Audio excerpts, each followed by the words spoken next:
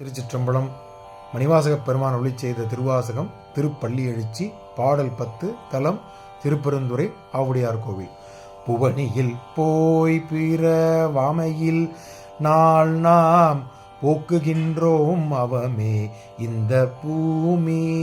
புவனியில் போய் பிறவாமையில் நாள் நாம் போக்குகின்றோம் அவமே இந்த பூமி.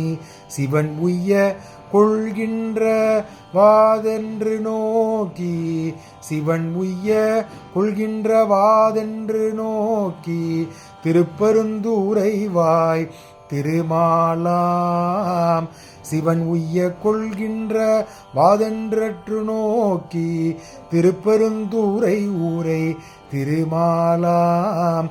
அவன் திருப்பொய் பொய்தவும் மலரவன் ஆசைப்படவும், நின்மலர் மெய் கருணையும் நீயும். அவன் விருப்பெய்தமும் மலரவன் ஆசைப்படவும், நின்மலர் மெய் கருணையும் நீயும்.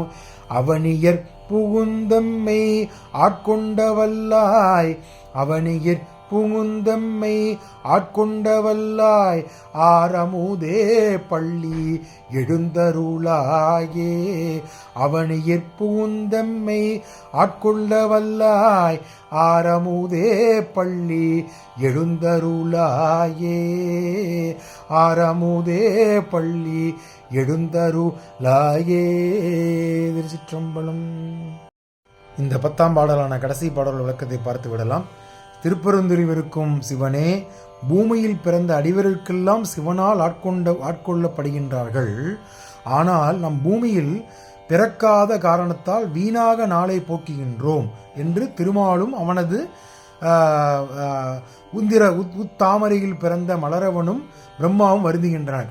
அதாவது என்ன சொல்றாரு அப்படின்னா, இந்த பூமியில் இருக்கிற பிறந்தார்களே எல்லாருக்கும் சிவபெருமான் அருள் பார்க்கின்றாராம். ஆனால் திருமாலும் பிரம்மனும் பூமியில் அவரும் ஒரு கடவுள் தானே, மும்மூர்த்தியில் இருவர்கள் அல்லவா.